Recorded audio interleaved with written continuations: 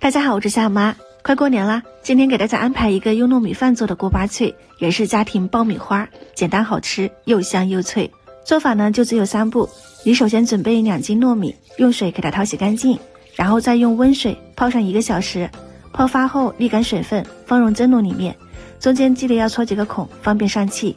水開上鍋，大火蒸30分鐘，只要中間熟透就可以出鍋。第1步的糯米飯就搞定啦。蒸熟後要給它攤開，放冷一下，戴上手套，抹點油或者是水分，這樣不會粘手。抓一個米團，然後給它按成餅狀，像這樣子，稍微攤薄一點就可以啦。盡量不要用水煮哦，水煮水分太多不成型。然後就可以放到通風處風乾水分，大概1-2天，完全脫水，這樣我們的第2步乾米餅就製作完成啦。2斤米飯可以製作這麼多米餅哦。接下來就是第3步膨化。鍋裡倒入寬油，燒至7成熱，筷子冒泡就可以丟入米餅啦。眨個眼的功夫它就能浮起，高溫膨化也是家庭爆米花哦，特別好玩。翻2-3次面，讓每一顆米粒都變成白白胖胖的米花，我們的米花餅就製作完成啦。可以一次性全部炸完，也可以邊吃邊炸。每次炸完以後吸一下油分，放冷了以後用袋子裝起來，避免受潮。